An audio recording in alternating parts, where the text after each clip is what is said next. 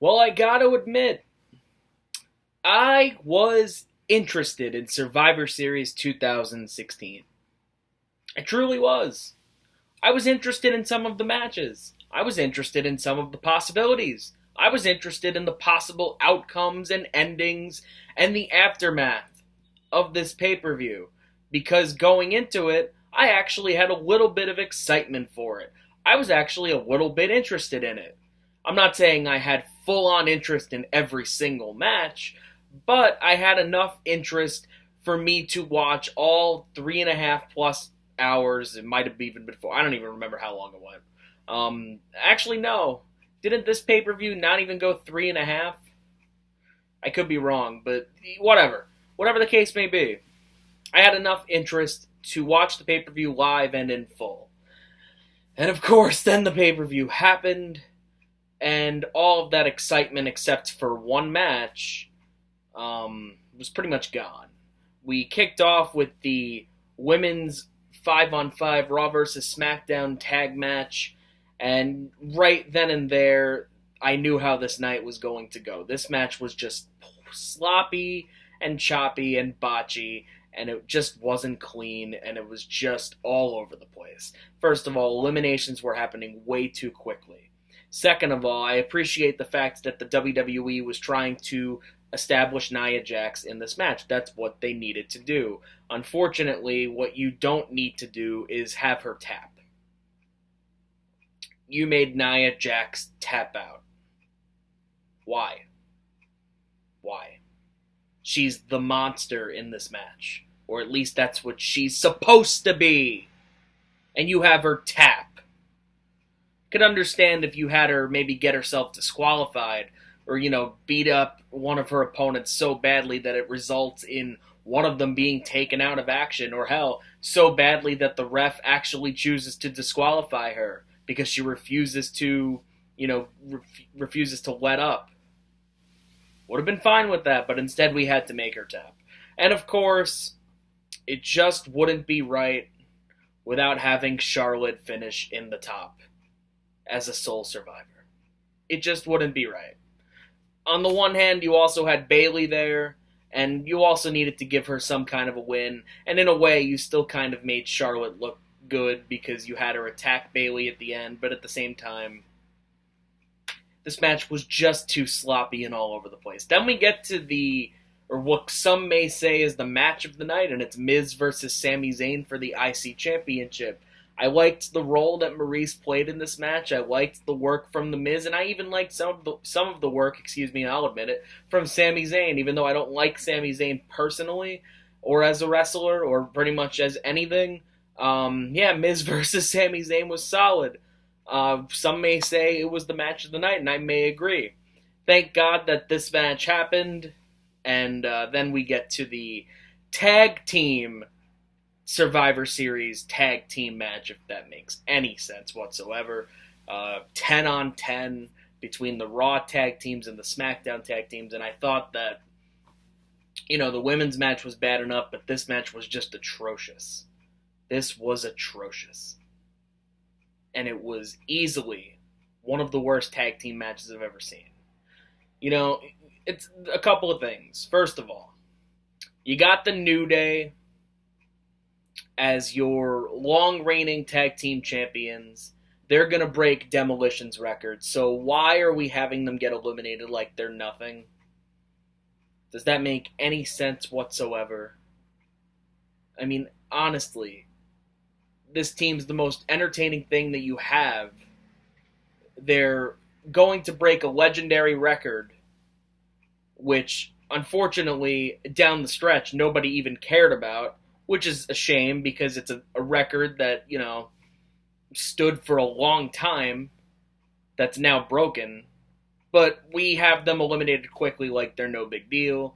And then just this match was just way too cluttered and clustered and awful. Just awful. The chemistry was off, and at the end of the day, this match just sucked. That's pretty much all I can say about it. Brian Kendrick, or the Brian Kendrick, versus Kalisto for the Cruiserweight Championship. I've always liked Brian Kendrick as a performer, especially as a heel. So this match against Kalisto for me, worked. I liked the stipulation that they used because let's be completely realistic here. The Cruiserweight division has always been better on SmackDown, and it needed to be on SmackDown when it came back, and it still needs to be on SmackDown today. And I liked the stipulation here. If Kalisto won, the Cruiserweight division would transfer to SmackDown. I was actually looking forward to Kalisto winning. Unfortunately, we get to the finish, and we decide to throw this incredibly solid match under the bus just so that way Baron Corbin can come in and attack both of them for whatever reason. And have the Brian Kendrick retained by DQ, meaning that Raw won, hence Raw still has the Cruiserweight division. It makes absolutely no sense. Mind you, this is the same Baron Corbin that couldn't compete in the later 5-on-5 Raw vs. SmackDown tag match because he was injured. But he has no problem coming in here and just laying out Kalisto and Brian Kendrick like they're nothing. No problem doing that. Because that makes sense, right?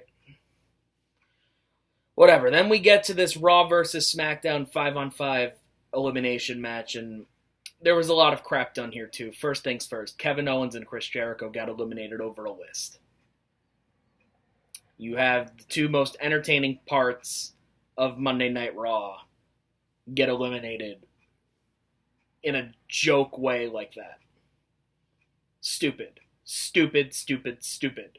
This match did not need to go 52 minutes. Although the action in it was good, it was just too much. For a show that was already long enough, this match went almost an hour of a 3.5-hour show. If it's the Royal Rumble, I can accept that. If it's a 5-on-5 tag match that really doesn't have any payoff whatsoever, there's no need for it. And 52 minutes was way too much. Hell, even after 32 minutes, even after a half hour, it was too much. Would have preferred this match to go less than a half hour, maybe between 25 and 30 minutes. That's really all it needed to be. Then you can give the women's match some more time. You can give some of the undercard matches, like the IC title match and the Cruiserweight match, some more time. Considering that the main event was only going to last a minute, you should have made this match shorter, made those matches longer. Because at the end of the day, the time management of this whole show was bad. And then we get to the finish. Randy Orton and Bray Wyatt are the sole survivors, which is actually good. I don't mind that. Especially, back when Randy Orton was teaming up with the Wyatt family. I didn't mind seeing that. It was actually something a little bit different and refreshing for Randy Orton. So having them as the sole survivors wasn't exactly the worst idea in the world, but at the same time, I just keep thinking, was this more about pushing Randy Orton or giving Bray Wyatt a victory? I think it was more about pushing Randy Orton. Because at the end of the day, the Breakfast Club always wins. But everybody's going to talk about the main event. And I actually did a video about this main event of Brock versus Goldberg for the title. Or actually, no. Just Brock versus Goldberg. There was no title on the line. I don't know why I'm thinking that. I'm tired. I'm exhausted. And I'm all over the place for some reason. So I apologize for that. But Brock versus Goldberg here. Video game action come to life. Or whatever the hell the WWE was building this as. They go out here, everybody knows it's going to be bad, and it turned into something good. The match did not need to go that long, maybe a little bit longer than 1 minute and 26 seconds, and it definitely came across as a surprise, and it left me thinking positively going forward. Now there's a reason to have a rematch between them. Now there's a reason for Brock versus Goldberg to happen again, unlike this match, where there was really no reason for it. Well, now you have a reason for another one. So it makes a little bit more sense. Furthermore, back then my thought process was, well, WWE really doesn't have a main event for WrestleMania set up, and it's already November, So here's a cheap way out to get themselves a WrestleMania main event. And, at least they got one. They got one.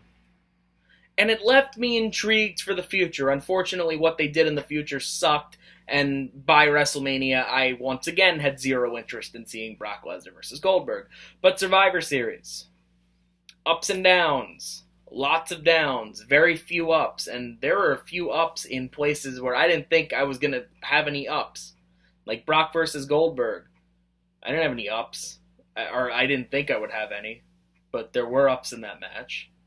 And there were downs in every other match. I will say one thing.